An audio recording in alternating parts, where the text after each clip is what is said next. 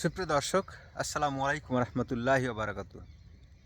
সুপ্রিয় দর্শক, আজকে যে আলোচ্য বিষয়টি হচ্ছে যে বর্তমানে যে এই প্রজন্ম, এই প্রজন্মের সবাই না, বিশেষ করে যারা এই গণ অভ্যুত্থানটির সাথে জড়িত, বিশেষ করে যারা জামায়াতের সাথে সংশ্লিষ্ট, যারা বিশেষ করে স্বাধীনতা যুদ্ধে কখনোই বিশ্বাস করতো না, যারা স্বাধীনতা যুদ্ধে বিরোধিতা করেছিল, তারা কেন ভারত বিদ্বেষ, তাদের এত ভারত বিদ্বেষ কেন? এবং শুধু ভারত বিদ্বেষ বললে ভুল হবে, তারা সমস্ত মুক্তিযুদ্ধের চেতনার সাথে যত কিছুই জড়িত সব কিছুকে তারা কেন অস্বীকার করতে চায়? সব কিছু তারা অস্বীকার করতে চায়, তার মূলে আপনাকে আসতে হবে 1971-এর পটভূমিতে। 1971 সালের পটভূমিটা আপনাকে যদি একটু চিন্তা করেন তাহলে বুঝতে পারবেন যে 1971টা আসলে সংগঠিত হয়েছিল কি নিয়ে, কাদের নিয়ে। 1971টা সংগঠিত হয়েছিল, এটা নেতৃত্ব দিয়েছিল বাংলাদেশ আওয়ামী লীগ এবং বাংলাদেশের স্থপতি অর্থাৎ বঙ্গবন্ধু শেখ মুজিবুর রহমান। বঙ্গবন্ধু শেখ মুজিবুর রহমান যখন এই দেশটির স্বাধীনতার যুদ্ধে যখন নেতৃত্ব দিয়েছেন এবং এর সাথে জড়িয়ে আছে বাঙালির হাজার বছরের শ্রেষ্ঠ গল্পগাথা, তখন একটি গোষ্ঠী যারা বাংলাদেশটাকে চায়নি, যারা বাংলাদেশটা স্বাধীন সার্বভৌম হোক এরা চায় নাই, এরা যখন চায় নাই তখন এই প্রজন্মের এদের সাথে কি সম্পর্ক? এদের সাথে সম্পর্কটা হচ্ছে সেই পাকিস্তানের প্রেতাত্মা যারা, অর্থাৎ পাকিস্তান রাষ্ট্রটির যারা অখণ্ডতা চায় নাই, যারা বাংলাদেশের স্বাধীনতায় বিশ্বাস করতে চায়নি, যারা বাংলাদেশটিকে চায় নাই, অ্যাকচুয়ালি তাদের স্বাধীনতা চায় নাই, অর্থাৎ বাংলাদেশটা স্বাধীন হোক তারা কখনোই এটা চাইতো না, এখনও তারা বিশ্বাস করে না।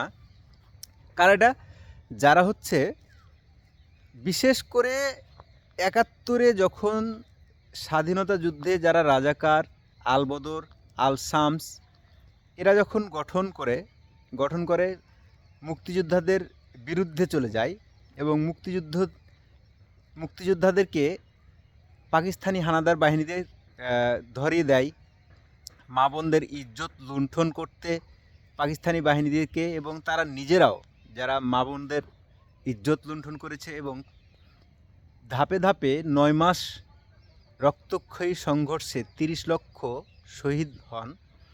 সেই যুদ্ধে পাকিস্তানকে আলাদা করতে চায়নি একটি গোষ্ঠী। এই গোষ্ঠী যারা এখন ছাওয়া পাওয়া, যারা এখন নাতিপুতি, এরা যারা জন্মগ্রহণ করেছে পরবর্তী পর্যায়ে তাদের বাপদাদার কাছ থেকে শুনে শুনে অভ্যস্ত, 71-এ একটা গণ্ডগোল হয়েছে মাত্র। আর একটা উদাহরণ দেয় আপনাকে। উদাহরণটা কয়েকদিন আগে আমি একটা কাজে একটু রাজশাহী গিয়েছিলাম। তো আমি রাজশাহীতে ট্রেনে বসে আছি। তো ট্রেনে যখন আমি উঠে বসে আছি তখন পাশে দুটি ছেলে আসলো। তো তাদের মধ্যে রাজনৈতিক কিছু আলাপ চলতেছে। তাদের বয়স কত হবে? 18, 20, 21 এরকম হবে। 2-3 জন আছে তারা একখানে, আমি একখানে আছি। তো তাদের সাথে একটি লোক তর্ক বিতর্কে জড়িয়ে আছে। তাদের তর্কের বিষয়টি হলো যে বাংলাদেশের স্বাধীনতা যুদ্ধ 71-এর চেতনায় একটি লোক এই ইস্যু নিয়ে কথা বলছে, অপর যে 2-3 জন ওই 18, 19, 20, 21 এই বয়সী হবে, তারা 3 জন একখানে। তো তাদের এই 3 জন যে গল্পটি দাঁড় করাতে চাচ্ছে, এই একটি লোক যে কিনা 71-এর চেতনায় বিশ্বাসী, মধ্যবয়সী একজন লোক, তো তার উপরে যে জিনিসটা চাপিয়ে দেওয়া হচ্ছে, তাকে বারবার বলা হচ্ছে যে 71-এ যে যুদ্ধটি হয়েছিল এটা একটা গণ্ডগোল মাত্র, এটা এমন কোনো যুদ্ধ না, এটা একটা দ্বিজাতি তত্ত্বে একটা গণ্ডগোল লাগিয়েছিল ভারতের ষড়যন্ত্র, এবং আওয়ামী লীগ এখানে ভারতের সাথে একটা আঁতাত করে একটা গণ্ডগোল করেছিল। এই গণ্ডগোলটার সাথে ভারত জড়িয়ে আছে। এই থেকেই আমি অনুমান করলাম যে তারা কোথায় কি ইতিহাস পড়েছে। তারা কোনো ইতিহাস পড়েনি, তারা শুধু তাদের বাপদাদের কাছ থেকে যে ইতিহাস শুনেছে সেটাই বিশ্বাস করেছে। তারা কখনো বাংলাদেশের স্বাধীনতার যে চমৎকার একটা ইতিহাস, সেই 47-এর পর থেকে পূর্ব পাকিস্তান নামক দেশটিকে যে শোষণ করেছে, নিপীড়ন করেছে, এই পশ্চিম পাকিস্তানের সব কিছু আমাদেরকে যে শাসন করেছে, শোষণ করেছে, সব কিছু নিয়ে গেছে, লুট করেছে, এটা যখন আস্তে আস্তে একটা সময় যখন তৈরি হয়েছে একটা প্রেক্ষাপট, তখন এই মুক্তিযুদ্ধটি সংগঠিত হয়েছে 1971 সালে।